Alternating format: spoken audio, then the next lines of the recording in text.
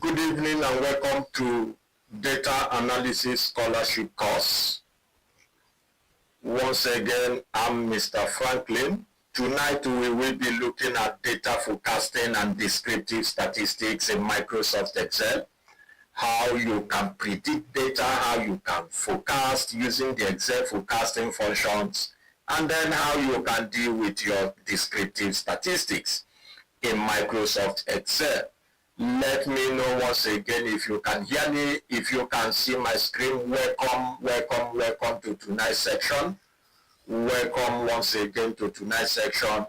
Tonight we are going to be looking at data forecasting and descriptive statistics, descriptive analysis in Microsoft Excel. Let me know if you can hear me, if you can see my screen. Let me know if everything is okay from your end, so that we can move straight to what we have tonight. Tonight we are going to move with speed of light. Data forecasting and descriptive statistics. Data forecasting and descriptive statistics. Tonight we look at how we can forecast our data using the forecast.linear, forecast.ets, and handle our descriptive statistics in just a click of button. Excel have made certain things to be easy, to be simple. Drop in the comment, let me know where your name and where you are joining from, and at the same time, if you can hear me, if you can see my screen, that's much appreciated. If you can hear me, if you can see my screen, that will be much appreciated. Let me get that feedback from us in the chat, so that I know that everything is perfect from our end. Beautiful. I'm going to be going straight to our data sets tonight. We will be working with this data set. We are going to be working with this data set. Let me make it more visible. All right. Welcome once again to tonight's section. My name is Franklin. Tonight we will be looking at data forecasting and descriptive statistics in Microsoft Excel.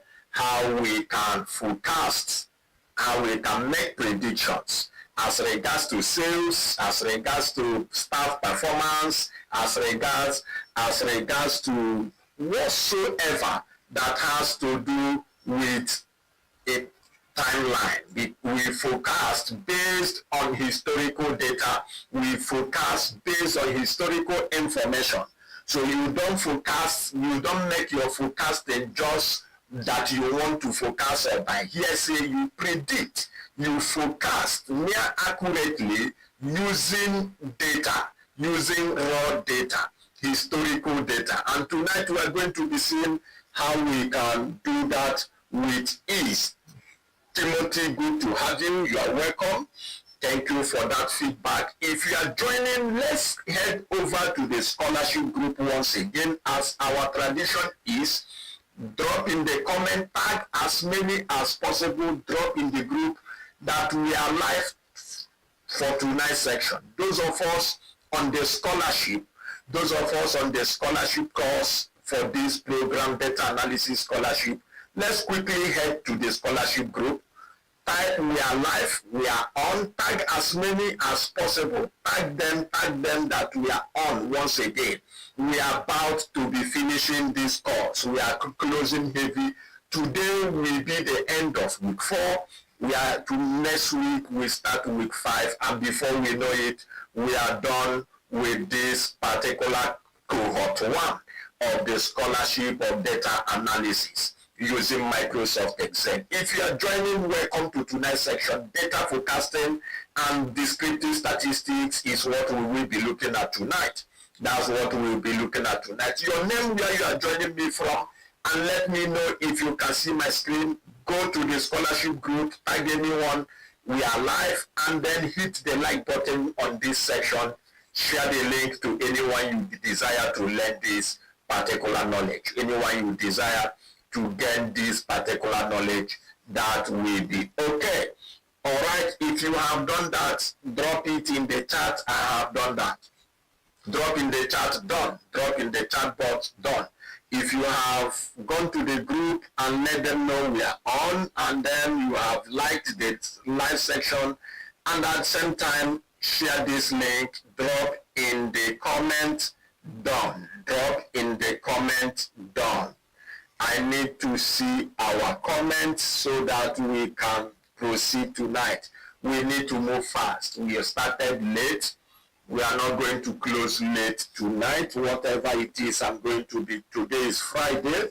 I'm going to close early so that we can have our rest. All right. Let me know once again. Let me know if you have done that. Type in the chat, done.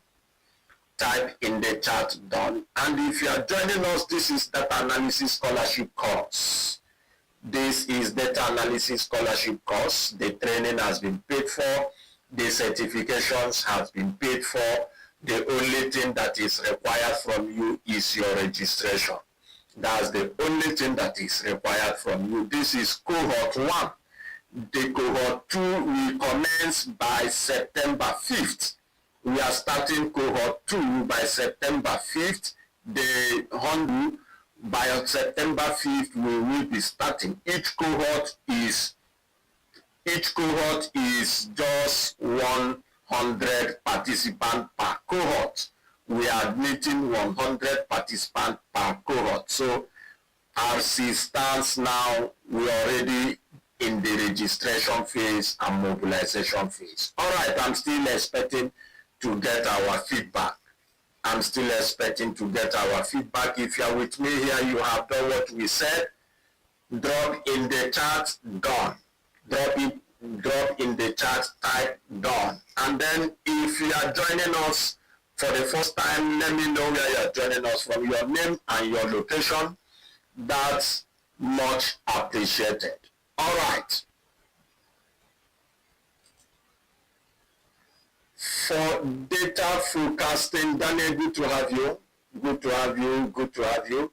For data forecasting or feelings, or based on what you think it should be, you forecast based on what data is talking about, based on what you are seeing from data you have. So the ability for you to predict accurately, the ability for you to forecast accurately depends on the authenticity, and then depends on the authenticity and the standard of your data set. How authentic is your data? How structured? How real? How reliable is the data? Once the data is authentic, once the data is reliable, then you can make accurate predictions. You can make accurate predictions. So tonight we are going to be looking at different stuff. Now look at our data set. I want us to look at the data set we have here.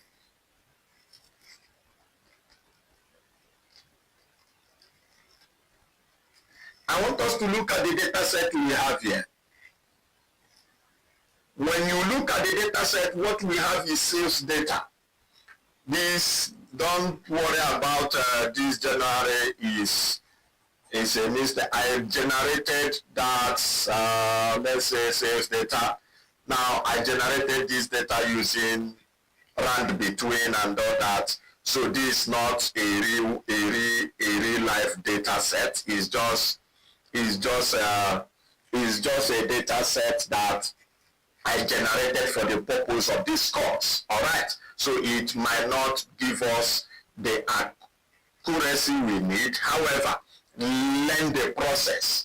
Get to learn the process, and then when you are working on a real life data, you apply the process. All right. We have a sales data. We have the product ID, the zip unit, selling unit, state, and what have you.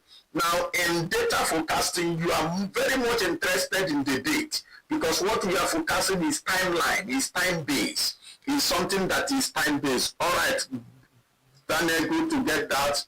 Benedict, good to have us done that. Timothy, good to get that from us. All right, beautiful. Let's proceed. Let's proceed. We have already decided that we will trend this, we will complete it. Okay, now having established that, to forecast in Excel, in Microsoft Excel, we have, I'm going to be making use of this. In other words, we want to forecast, let's take for example what our revenue will be by what our revenue will be in the month of October, for example, what our revenue will be in the month of October. Now look at this data set, study the date. This data set is kind of a large data set, over 5,000. If I scroll down now, you see we have 5,000 something, and you look at the dates. This is June 30, 2025. So this is our data set for half of the year, for half year from January 2025 to June 2025. These are our records. These are our sales record. So let's take for example, our manager wants us to forecast, to know what our sales will be in the month of October. That's from 1st October to 31st August.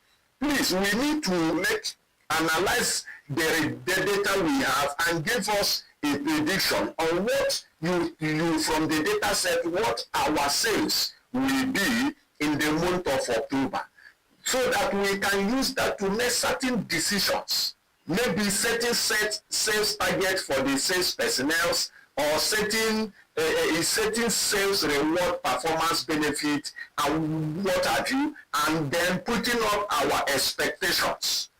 Data forecasting can help us to do that, some level of accuracy, with some level of accuracy, and then reliability. All right, now having established that, we have seen our data. Now the next thing you will notice is this.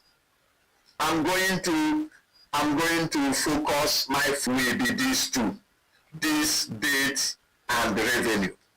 This is our focus, date and revenue. Now, having said that, when you look at this data,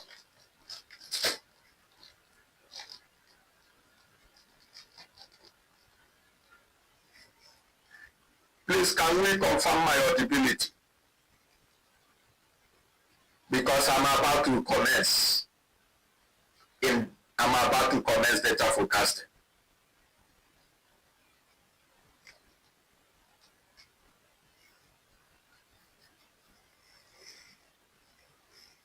Can we confirm my audibility, please?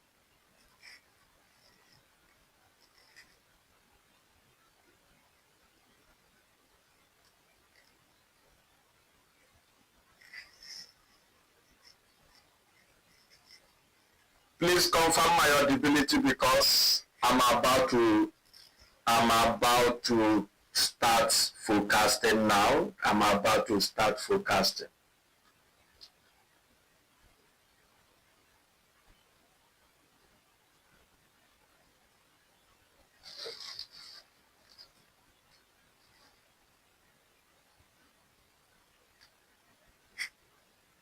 Confirm my audibility, please.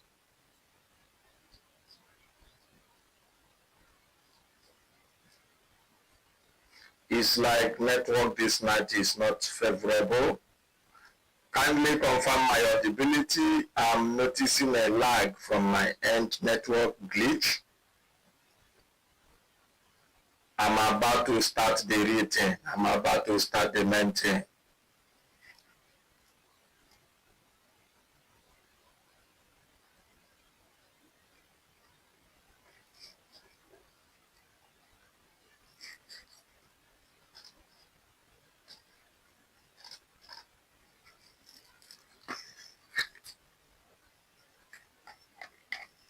Confirm my audibility, please. I'm about to start the maintain.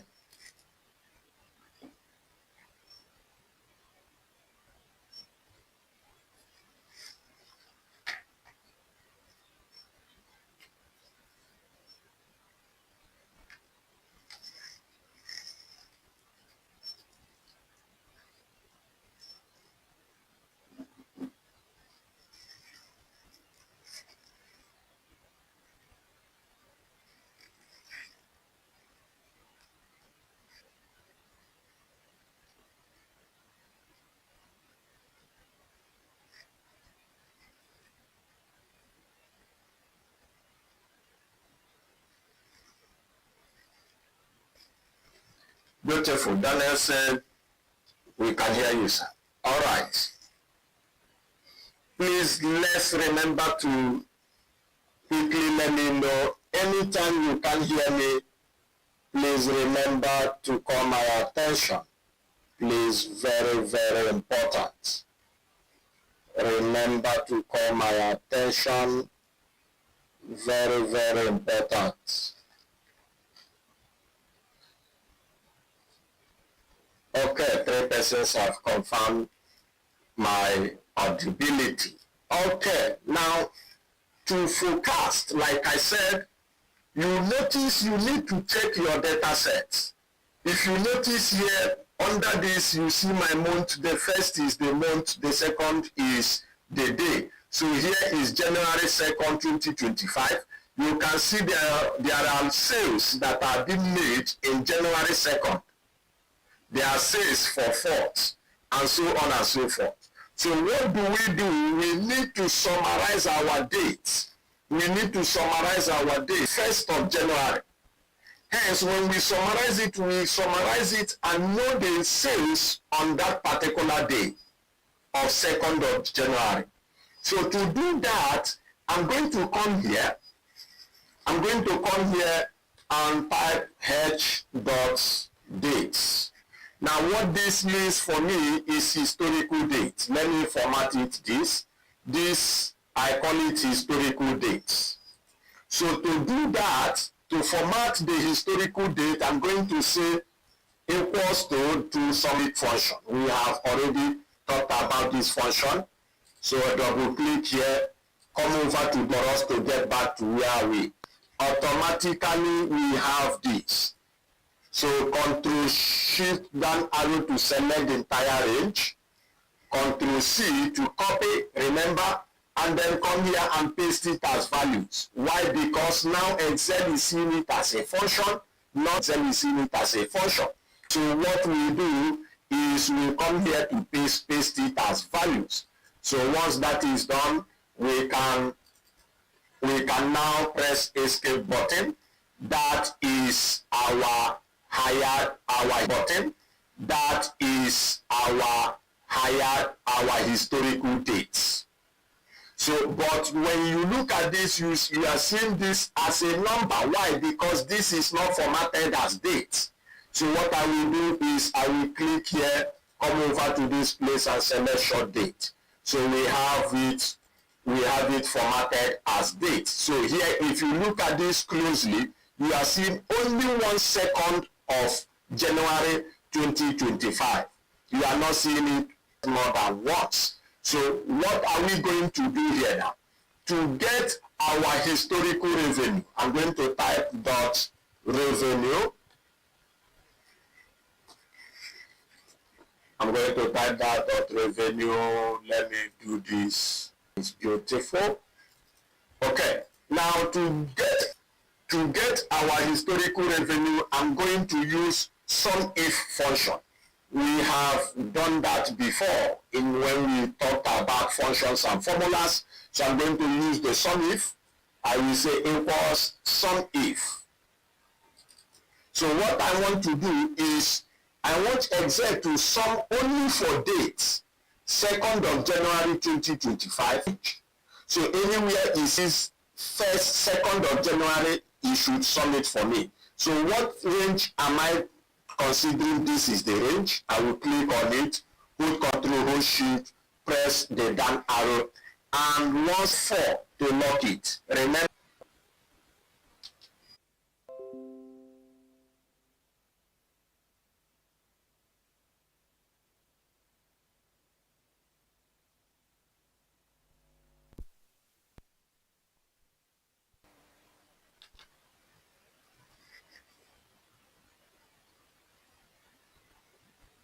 please, can you hear me?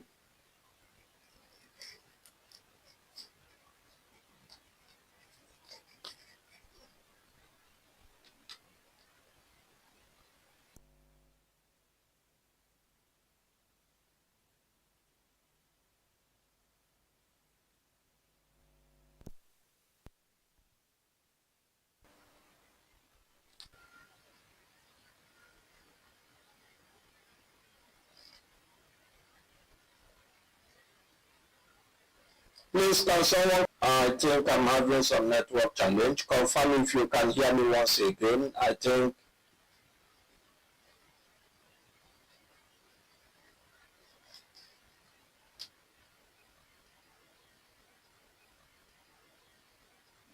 Are you experiencing any breaking?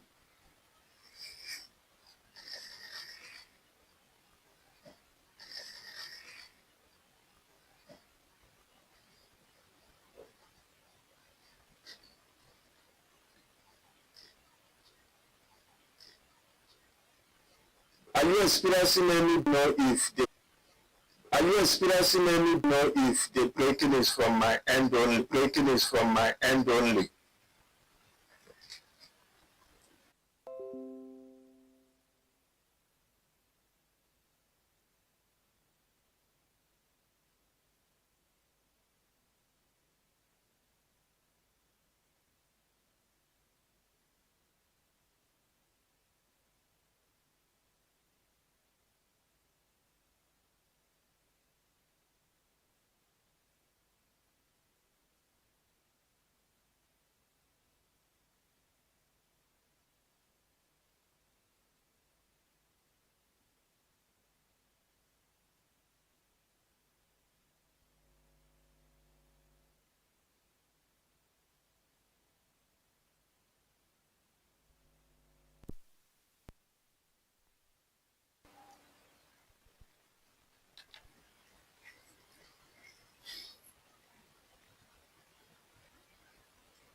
Please, let's confirm if we are good now.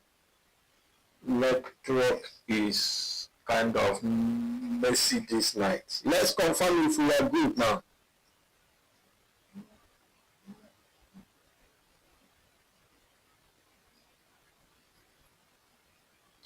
Timothy, I'm not sure. I don't think it's only you. I am also experiencing a kind of network glitch here. So let's confirm once again if we are good now. I think from my end, I think we are good.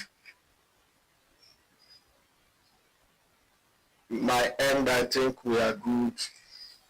From my end, let's confirm from our end if we are good to go. Let's flow right away.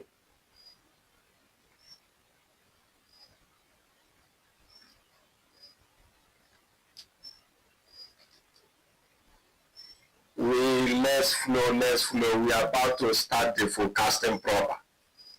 If it's good from your end, let's flow. Okay, beautiful. I can hear you now. Beautiful. Okay, now I just wanted to do some basic formatting for this. Just basic, which we already know how to do.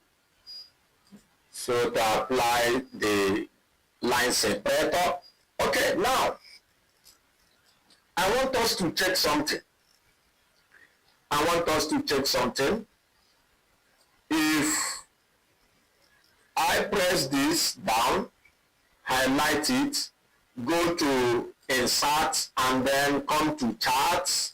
Under recommended charts, let me use the line charts and then say okay. We will notice, let me go up, Ctrl X, let me go up, Ctrl V. Now, if we notice, we will notice that our chart is going up, coming down, is in an up and down movement for our chart based on what we have here on the historical data. Now, let me delete it. Linear.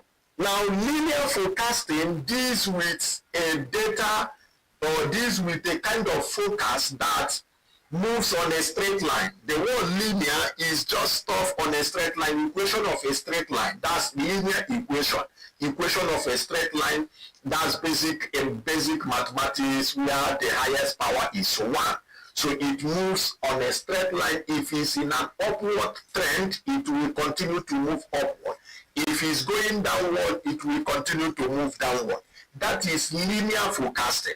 However, in in data prediction, in data forecasting, the linear forecasting is not really recommended for data that fluctuates. For data that fluctuates, unless it's a data that has continuous movement. For example, if you put your money in fixed deposit and you want to forecast or know how much you are going to earn when you retire in the next 50 years, based on the increase in the interest rate and what have you, you know that the interest is fixed. The money will continue to increase. And there's no way the money will decrease based on the structure. Then you can use linear forecasting to forecast that. Using the historical data, you have to forecast what will be your likely revenue, your likely you retire. That can be okay for linear forecasting. But for data that fluctuates, like your sales will shoot up, sometimes your sales drop, sometimes you have an astronomical sales and what have you, due to maybe seasons, maybe due to celebrations, Christmas, Eid, holiday, promotions. These factors might bring in place change in government and all that. When you consider certain factors that can influence the outcome of a data, then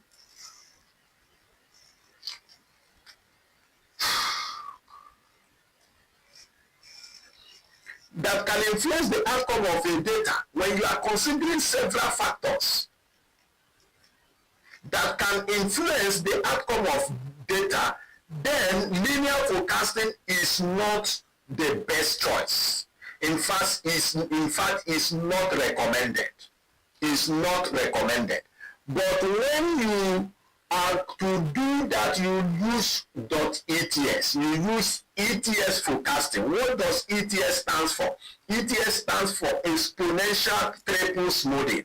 ETS stands for exponential triple smoothing. That's what ETS stands for, exponential triple smoothing. If I get the spelling of smoothing correct, exponential triple smoothing. That's what ETS stands for. So when you are to predict for data that has factors, different factors that influences it, you use ETS. Then seasonality is to know the number of seasons. Seasons like we have the summer, winter, and that rainy season, dry season, or Eid season, Christmas season, different seasons, holiday seasons, and what have you. How many seasons does your data have? When you want to know how many seasons does your historical data have, you make use of ETS.seasonality. Here, confined is to get to know your confidence interval, to know your confidence interval, at what range should you be forecasting, or what range should your prediction fall into? At what interval are you going to be confident that that result, that outcome will definitely happen? That this outcome, I'm 95% confident, I'm 99% confident, I'm 90% confident, I'm 80% confident, depending on your confidence interval, that what you predicted is going to be the outcome. That's the confine. Then the upper bound and the lower bound, we are going to get to that. Okay, let's quickly move straight to forecast.linear. How can we do that? We say equals to type focus. Now when you type 4, you see different stuff that is coming here. If you are using Excel 207, 2010, you most likely will have forecast in place of .linear. But now this is no longer active for us, for those using 2016 upward, I think so. Now we are going to select focus.linear. So once you select it, the first it will require is to ask you X. What is X? X is what you are looking for. We know mostly in mathematics they will ask you to find X. Most likely these days you will find X. X is what you are looking for. So here we are forecasting for this particular date, 1st of October 2025. We want to know what our revenue will be in 1st October 2025. However, before I proceed, now you need to know what we call periods. In forecasting, you need to understand period. Period is completing a cycle, one cycle. So here we are using 24 hours, daily period. We are using daily. That's first, second, third, fifth, fourth, and so on and so forth. If you are using weekly, it has to be 7 days. If you are using monthly, that's in 30 days. So depending on the period, or if you are forecasting based on annually, quarterly, if it's quarterly, it will be 3 months interval. If it's half year, it will be 6 months interval. If it's annually, it will be in yearly interval, 2000, 2001, 2002, and so on and so forth. So your data set, you need to understand periods. The period is the number of cycles that your data set completes. Here we are working with daily period. In this our forecast date. In this our forecast date, we are working with daily period as the same with our historical data set. All right. Now our X, like I said, is this which we are looking for, the date we want to forecast for. So I will click on it, press comma. Now what is the known Y? The known Y, remember in basic mathematics, Y is the dependent variable. Yx is the independent variable. Now, under our historical data set, which is the historical date and historical revenue, which one depends on each other? That's the way to know the one that is Y and the one that is X. Hence, basic understanding makes us to know that date and time is constant. They are independent of anything, whether you are making profit, whether you are generating revenue or not. Time keeps going. So time is irrespective of any action that happens. Hence, revenue depends on a particular day. This revenue depends on what we made on this day. So this revenue is a dependent variable, which is the Y. So here, when we say comma, then we are looking for known Y, the Y we know. Then we click here, hold your control, hold shift, press the down arrow, and remember to lock it. Remember to lock it by pressing F4. F4 to lock it. And then you put comma. Then our known X, of course, is the date. So another way to know your X and Y is the X here is normally the date. So the known X is the date that we know. The other one becomes the revenue. That's another way. So we press hold control, hold shift, press the down arrow. Remember to lock it with F4, absolute referencing. F4 to apply the absolute F4 to apply the absolute referencing. This is our forecast.linear. Now, why did we not lock this? Why we didn't lock this is because we want to drag it down so that it will move down for the rest. And here we hit enter.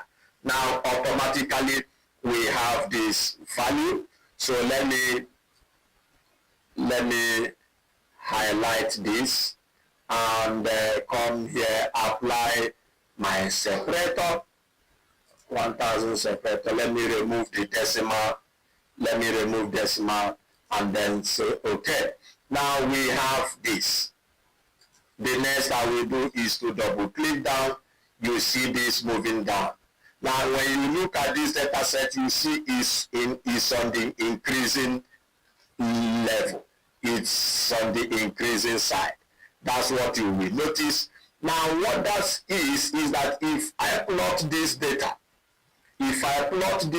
go to insert, come to recommended charts, and then select a line chart like this, you notice that it's on the upward trend. The chart is on the upward trend, it's increasing. Now, but our data set is affected. Our data set is affected by certain seasons. Hence, this will not be the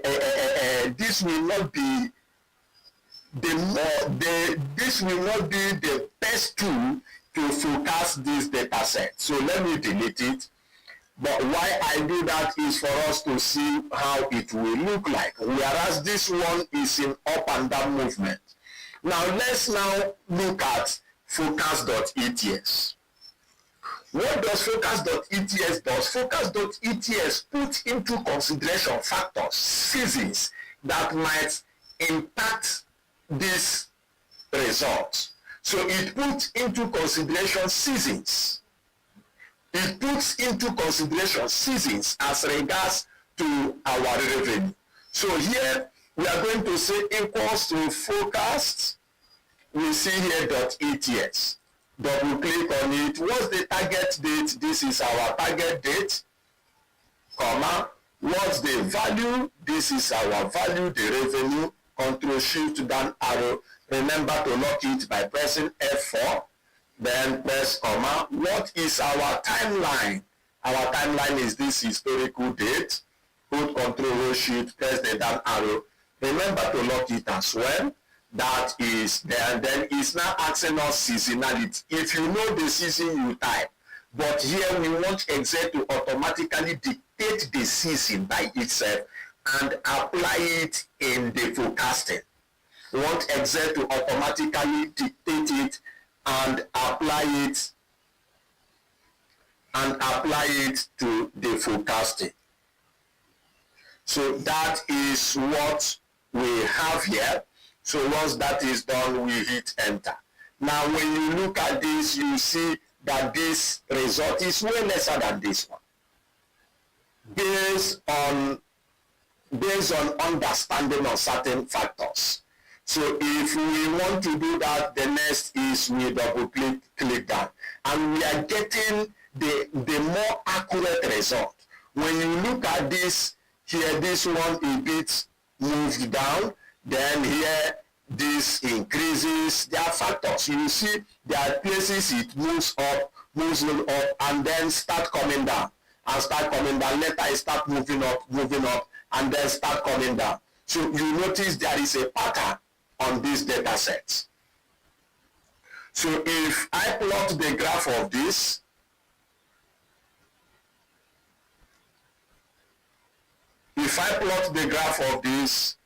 hold my control, let me go up, and then the graph of this. If I plot the graph of this and this, let me go to insert recommended chart, you now see a pattern. This is a line chart. You now see a pattern. When it comes down, it goes up, and then do some certain things like this. You see you see a particular pattern based on seasons. You see there it has this pattern, this which is similar to the pattern of our data sets, historical data. So with this is more accurate than using focus.linear. Is more accurate than using focus.linear. All right, now let's look at how many seasons. How many seasons do we have? Let's look at how many seasons. How many seasons do we have under this historical data set? So to calculate that, I'm going to say equals to focus.ets.seasonality. We are going to select this, focus.ets.seasonality. Now it's asking us the values, which is this. This is our summarized historical value. Remember, hold Control Shift, press the down arrow, then Control backspace. It's asking us the timeline. This is the historical time arrow, Control backspace, and then these ones are optional. For now, we don't need it. They are optional. I will hit enter. Now it's showing us that based on this data set, we have 7 seasons. 7 seasons that Excel puts into consideration to give us this forecast result. Beautiful, beautiful. Okay. Now I'm going to move with speed of light.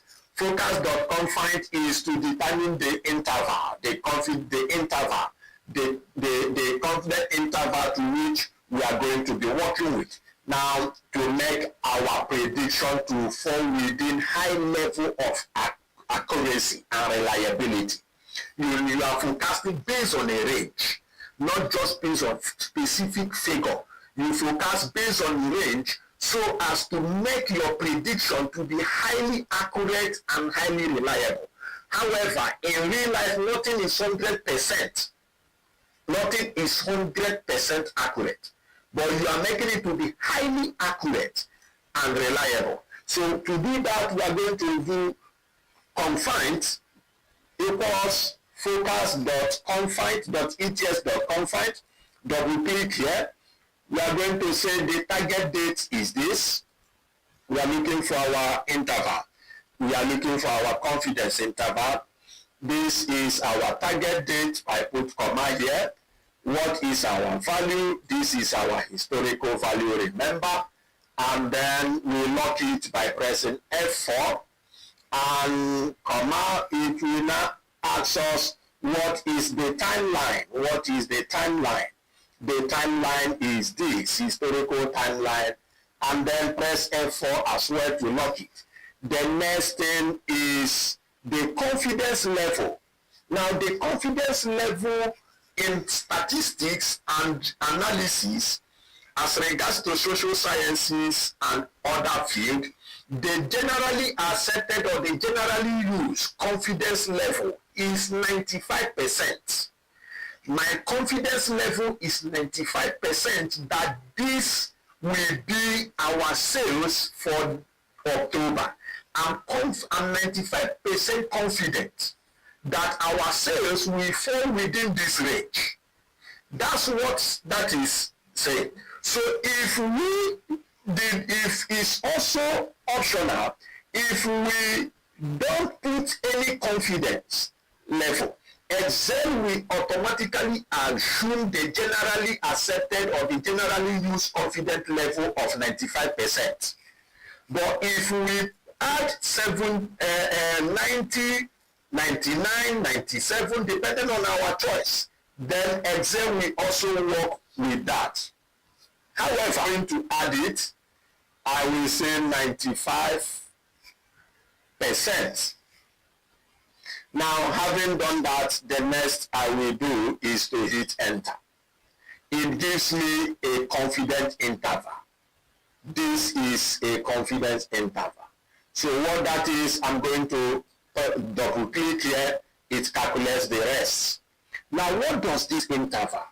This is what we use to determine our upper bound and our lower bound.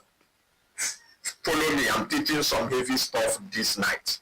Those of us in statistics analysis, business analysis, health analysis, you need to understand this and grab it effectively. Now, what this is, you can use this to set up targets.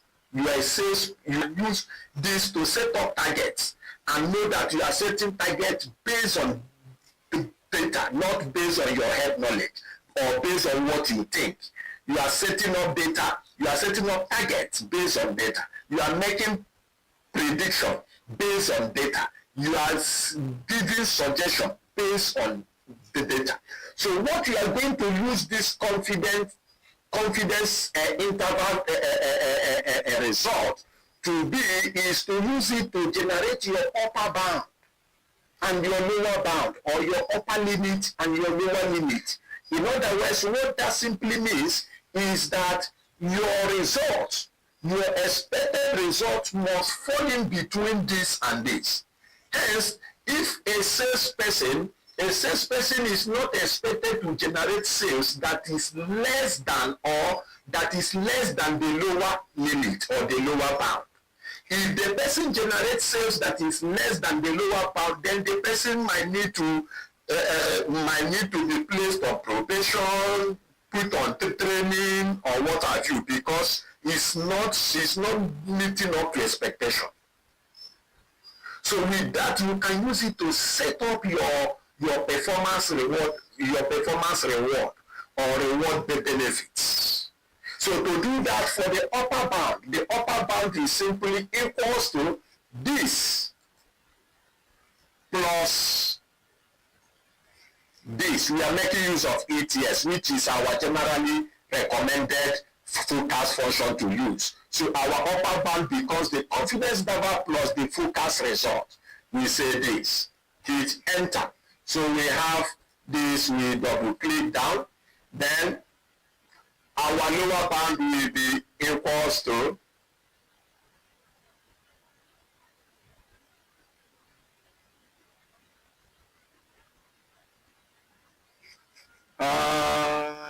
wait, confits. Okay, yes.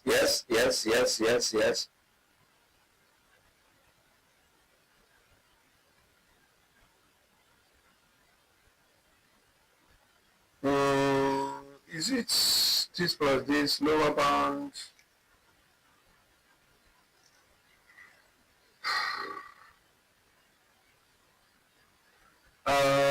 Give me a minute. The upper bound is this plus this. The lower bound is this minus this. Yes, the lower bound becomes this minus this. That's the lower bound. The forecast plus the confidence interval gives you the upper bound. The lower bound is the forecast, which is the ATS minus confidence interval, which gives us the lower bound. Hence we hit enter. Now we are having a negative value, but in real life you most likely will not have a negative value. This is because I just generated this data set using a function run between to give me a generated figures in revenue. So when we double click here, we are going to have all this in place as we have in this pattern. Our forecasted, this becomes our upper bound, this becomes our lower bound. In other words, we will have to, our result has to fall between this. I'm 95% confident that our revenue is within this range, the upper bound and the lower bound. I'm 95% confident. Now, when we come here and change this to, let's say 90, you will see what it will affect. Let's say our confidence drops based on economic meltdown or economic challenges. We say, based on this current economy, I'm not really confident on this. Let's use 90% confidence. You remove 5%, and then you hit enter. You notice that the value drops, and once the value drops, this drops as well, and this one drops. So when we do that, you notice that for the rest. So your confidence interval or your confidence level determines your confidence interval result. All right. Now, having done this, this is the highly recommended way for us to do our data forecasting in Microsoft Excel. When by next week we take data prediction to the next level, where we will be looking at regression model, using regression model to predict results, to predict outcomes, to predict a certain result, which is a more reliable and a more accurate model for the data prediction in data analysis. So look out for the next week's section, which is week 5. We are moving for that in the cadre. Okay, now to wrap up the aspect of data forecasting this night as regards to the level of forecasting we are dealing with, this we did here can be done without having to put certain functions. However, I recommend that you know this and know it very well, because what I'm about to do has some limitations. It has some limitations. So that's where this, what you just learned here now, is very, very important. Now I will explain when we get to that point. I will explain when we get to that point. Okay. Now let's let's see what I mean. Now here is the historical data which we got from this data. This is summarized. Now click anywhere within this range, anywhere here, anywhere you click, go to data, under the data tab, you will see this option called focus sheet.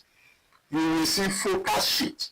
Now when you click on focus sheet, automatically Excel will dictate certain stuff for you.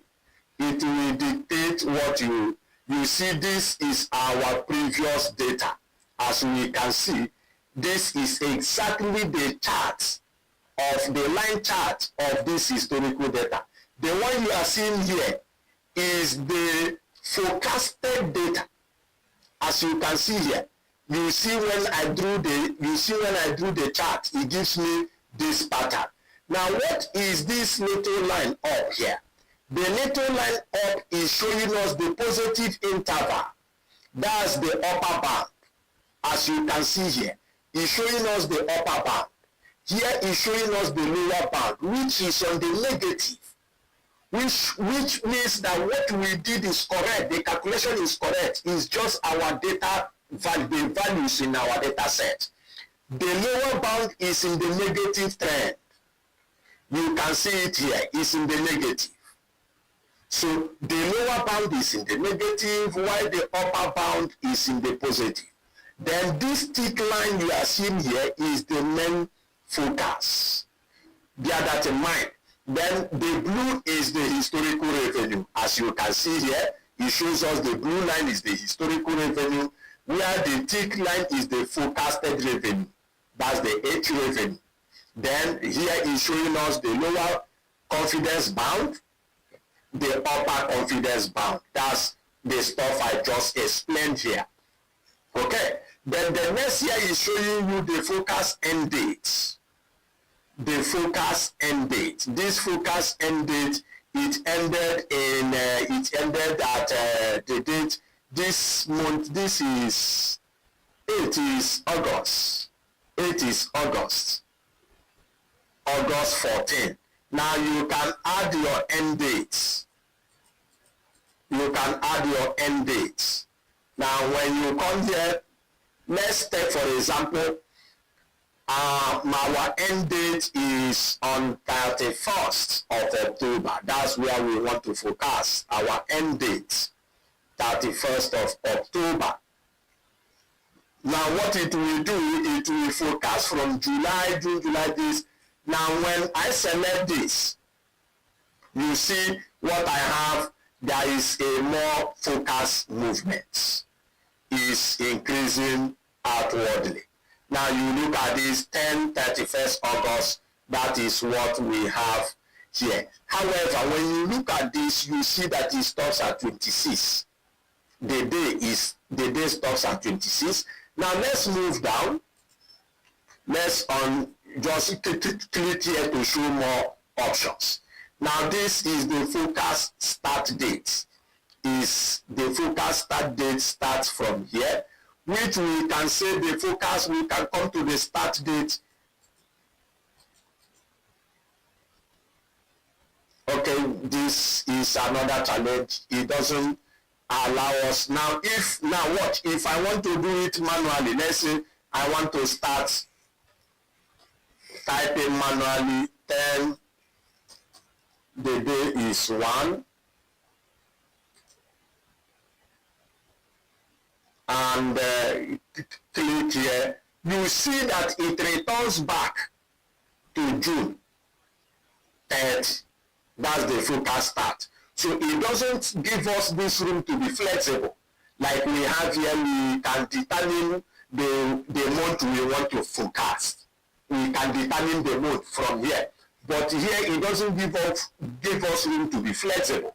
So I can increase my confidence interval. And here also you will notice, that automatically it dictates our season. Our season is 7, like what we have. Automatically it dictates that if you want to increase focus statistics, you can highlight this in check it to increase forecast statistics, other things remains, and you create. Now, when you create this is your forecast statistics. We are not going to be dwelling on it. This is our forecast charts.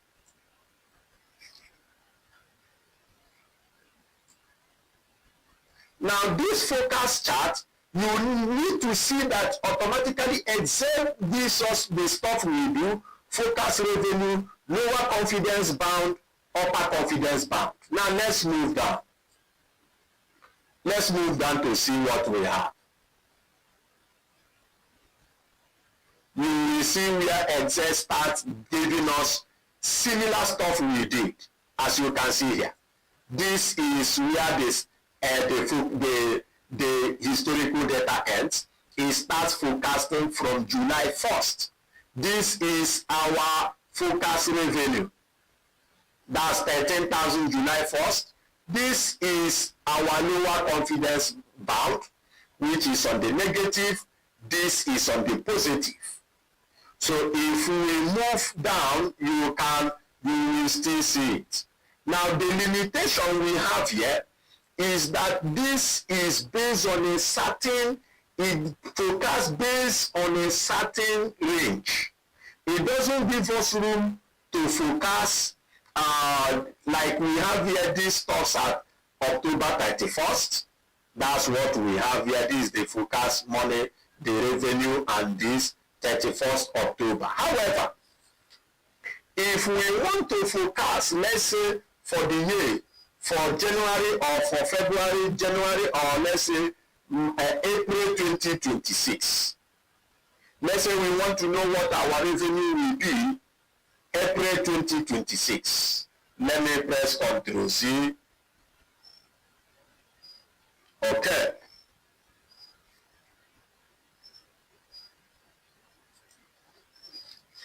Now, let's do that over again. Let me come here, select forecast sheet. This comes out. Now, this is the end dates. It will not allow. If I come here, I'm looking for 2026, I will click, it will end here. It doesn't allow me to enter into 2026. It doesn't allow me to enter into 2026. The thing, even if I say, okay, let me type manually here and type 2026, and here is April is 30, I think so, yes. And the month of April is 4. Now, let's say I want to focus for April 30, 2026. That's the end date where I want it to stop. And then click on create. You will notice that still yet, it didn't do that for me. See where it stopped? It stops at this in the forecasting. It stops right here.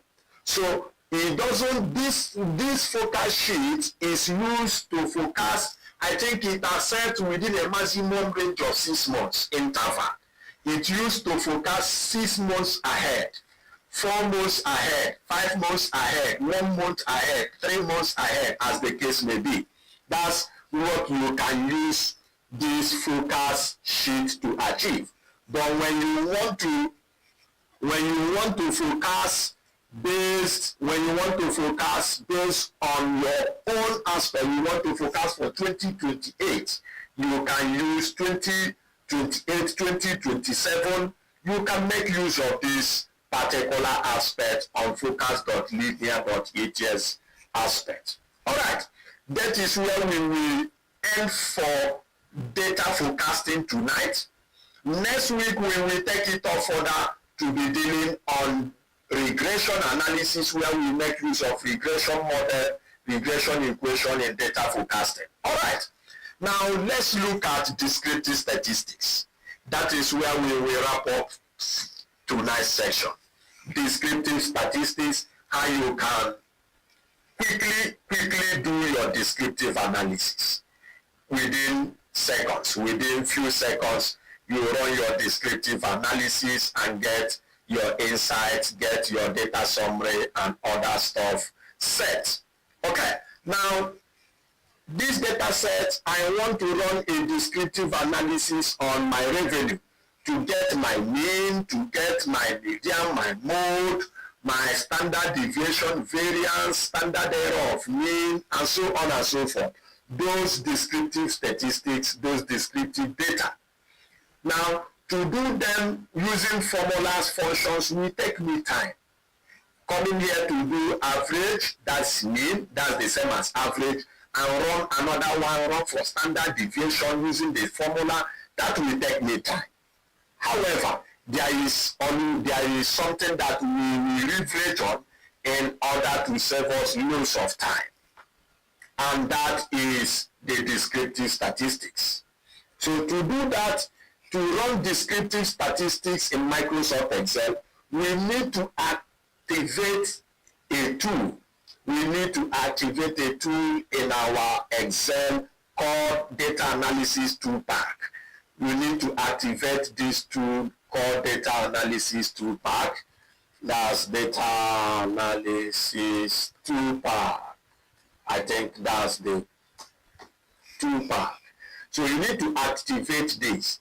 And to activate it currently, if you are working with me, to get it, you need to head over to your file.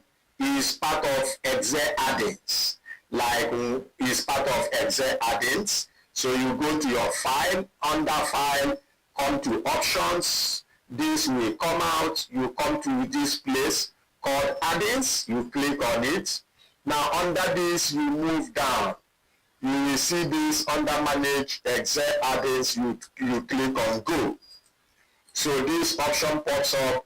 Just select this. I also need analysis toolpack for VBA. Other ones, your choice. If you want, you can attach this.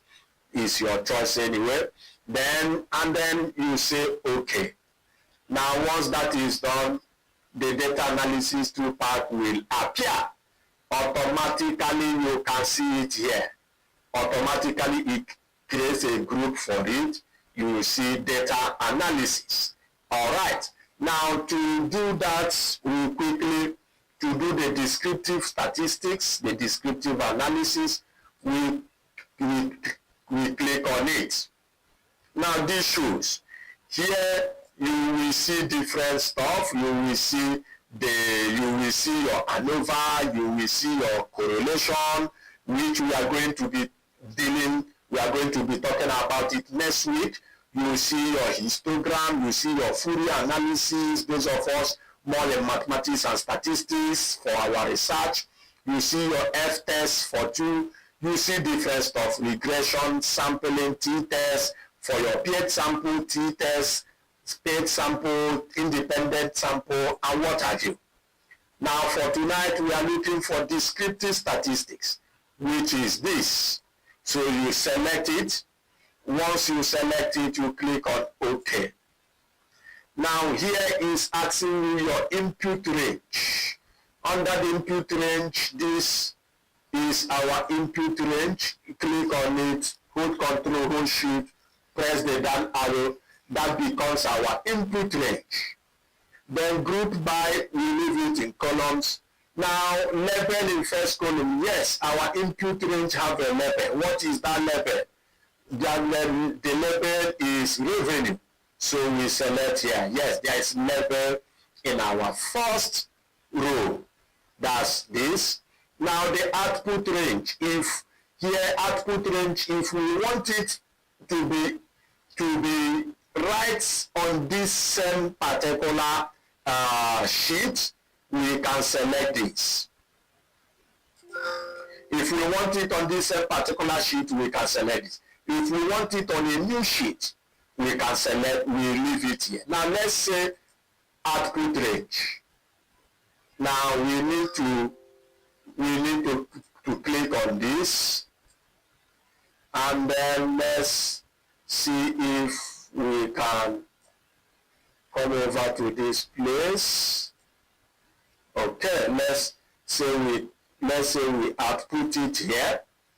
This is where we want it to be, in this place. Then once that is done, remember to select the summary statistics, you can select this confidence interval, you can select the ket largest. Now this ket largest here is, if you leave it at 1, it will give you maximum value. Okay, let me leave it at 1. I will explain after this ket smallest. We also give you the smallest value. I will explain when we get our result. So once this is okay for us, we say we go ahead and click OK. Automatically Excel generates our result. Now look at what we have here.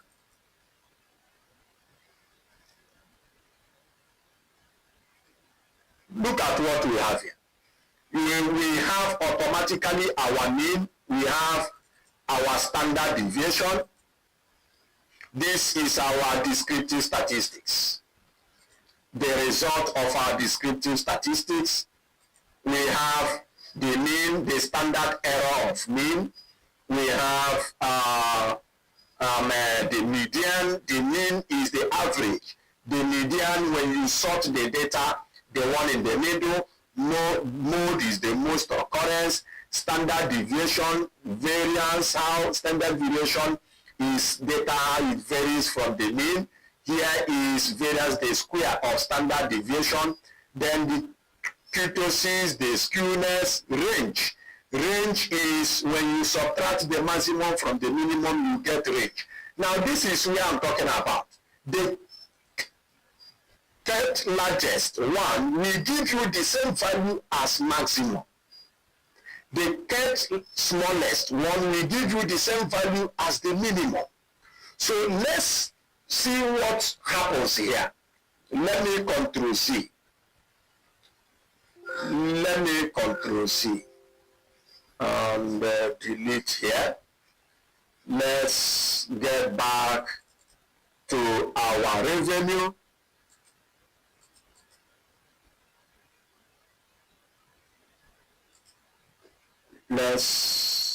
I'm going to use this revenue. Let's click on our data analysis, say okay. Then, okay, that's the same revenue I used, which is this M. Everything is okay. But here I'm going to select 2. That means I'm looking for the second largest value, not the largest value. So I can type in 2 inside here. If you want to change the confidence interval from 95 to whatever, you can do that here. But let's leave it at 95. And then I click OK. Now look at our value now. When you look at this, you see 2, you see 2. Here, this one is not the same as this. This is the second largest. This is second to the smallest. As we can see here, that is second to the smallest, second to the largest. We can increase this and then have what we have. This becomes our descriptive statistics. This becomes our descriptive statistics. You can go ahead and make findings about the frequencies, the percentiles, and what have you as regards to our analysis. The percentile, the intervals, the frequencies, the frequency table, the frequency table using the interval, the percentile. Those ones are what we can also look at how we should be able to master them. That is on descriptive statistics. It's very easy, very simple. With click of a button, you don't need different formulas. Here you need to apply the average function. Here you need to apply the average function. Here you will have to apply the standard error function, median function, mode function, standard. Imagine where you are applying functions to calculate all these. It will take us a lot of time. However, with descriptive statistics tool in Excel, we can do this with ease. Now bear in mind, you only run analysis on numerical values. Descriptive statistics can work on test values like this, it will not work. It will not work. Bear that in mind. Now, if I select this and I come here to change this from M to J, let me delete it and put J here, and then remove this one and put J. So I'm talking about this. I'm talking about this. You look at it, this. I'm talking about this. And every other thing remains, and I click OK. You will see what he showed me. He said descriptive statistics. Input range contains non-numeric data.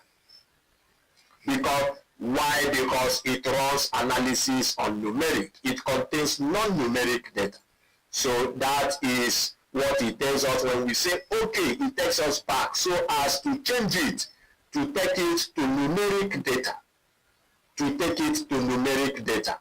So if I put L, which is dates, if I put L here, that's the column for dates. This is the column, this is the date columns, and said everything is okay, and then put this. He still bring me to this. He said descriptive statistics output range will override existing data. Press OK to override data in range. So what that is doing is that this data it will override it and see it as a number. So it overrides it and sees it as a number. The date is now being seen as a real number, not as date. So that is one of the things we need to pay attention and understand as regards to descriptive statistics. Time will not permit me this night. I don't want this night session to be long. I also have certain things to do tonight and then tomorrow as well. Okay, let me know how is tonight's section. If you are with me now, drop your name and your scholarship ID right in the chat, right in the comment section, your name, your scholarship ID. If it's blurring, increase the quality of your video. The blurring is not from my end. The quality of your video just decreased. So go to YouTube settings, increase the quality of your video. Is not blurring from my end. It's very clear. All right. Your name, your scholarship ID, and also how is the section tonight. What do you let? How is tonight's section? Remember to drop your name and your scholarship ID. That much appreciated. Let me get that feedback once again from us. How is tonight's section? Let me get that feedback from us. How is tonight's section? How is tonight's section? How impactful? What do you learn? Can you now forecast? Can you now predict data? Can you use that to make decisions? Let me know. These are certain reasons why this training is important. Now you can be in your office, you can handle your customer data, use the request to predict customer behavior, to predict when there will be more customers based on the data you have. Next week, we are going to take it much further when we deal on regression analysis. Correlation and regression is something that you are not supposed to miss. I'm going to be sharing some deep things, some interesting stuff as regards to regression analysis and regression model, correlation analysis as well, and the correlation coefficient. Let's make it a date next week. Okay, your name and your scholarship ID. How is tonight's section? How is tonight's section? How impactful? What do you learn? How is tonight's session? Let me get that feedback before I leave here, before I leave tonight. Let me get that feedback. Daniel, I'm seeing your scholarship fit. I see your name and scholarship ID. Let's mark our attendance and then give me that feedback. Drop that feedback for me. How is the section tonight? How is the section tonight? As it's going up and becoming tougher, a lot of persons are dropping down. It's not, as we say, from beginner to advanced. Don't expect that advanced will be easy. Advanced will not really be that easy. So it will take your determination, your doggedness, your continuous practice to master these things. It doesn't happen overnight. Learning it cannot, knowing it doesn't fall on us like ripe pawpaw. We put out time to ensure we practice. Even me, I still go back to refresh, because when I leave certain stuff, I forget certain functions, I forget certain formulas, I still go back to refresh. So it's something I will encourage us. Don't stop here. Continue practicing, continue analyzing, continue using Excel. One thing you must know, you can't get tired with Excel. Excel is the most used software on planet Earth. Every organization, every company make use of Excel, whether government establishment, multinationals, private, sales, every organization. Excel is a very important tool in the hands of every company, and you are learning it firsthand from one of the best. I can really say that. Those that know me knows that you are learning that from one of the best in town, and you are privileged by God to learn this. So let's drop our names and scholarship ID. That much appreciated, and our feedback. All right. Okay, I have learned more on forecasting. It's very interesting. Beautiful. Definitely interesting. Dennis, go ahead. You can use it to forecast customer behaviors and the likes. Thank you, everyone, for making our time for tonight's section. We will continue next week. Next week will be the week 5. We are getting closer to the end of the journey. Next week will be week 5, where we will be moving further into data analysis using Microsoft Excel. We will be looking at regression analysis, correlation analysis, t-tests, how you can analyze and interpret data as regards to analysis and as regards to those t-tests, ANOVA, and the likes. Till then, we keep practicing. Now to the assignment. Now to week 4 assignment. Week 4 assignment is number 1, design a sales entry form. 1, design a sales entry form having these headings. These will be your field names. These headings you are seeing here will be your field names for the sales entry, for sales entry form. Remember, we talked about data entry form, which we completed yesterday. Design a sales entry form. Design sales entry form. That's number 1. Number 2, design school registration data entry form.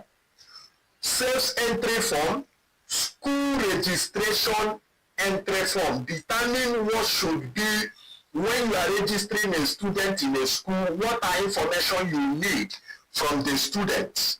What are the information you need from the student?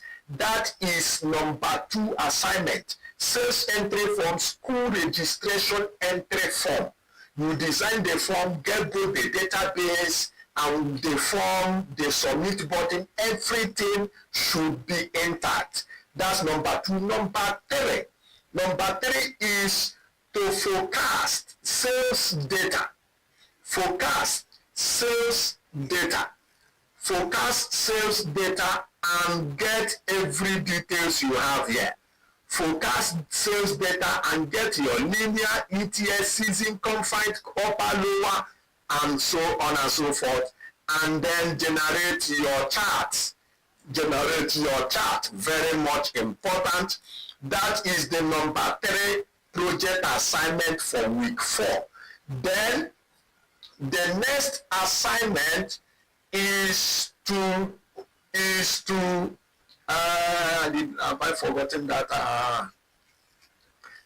entry form, this forecast. Then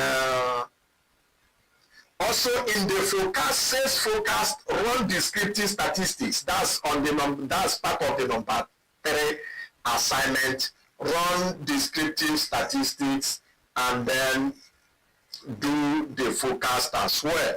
Then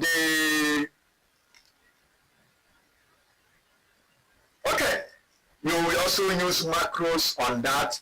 The other macro assignment, if I see it, I will drop it in the group. I kept it somewhere, I can't remember it now. The macro assignment. So our project assignment is, for now, is 3 for week 4. We go ahead and submit that. Let's go ahead and ensure we submit that. Data entry form, school registration entry form, sales entry form. Use these headings as your field names. In the school own, generate that, understand what is required, information that is required from students that are registering for their course or whatever. Design a school registration form, automate it, and make the button active to submit. Everything we learned, ensure you implement it, and then do your forecast sales data. Get sales data either from the internet, anywhere you are getting a sales data, anywhere from the internet, anywhere, get a raw sales data, and then with date and revenue, forecast it, run data forecasting on it, and also put the chart, do the descriptive statistics. That becomes our week 4 assignment, project assignment. Thank you everyone for making it out time for tonight. See you all next week, Tuesday. Good night.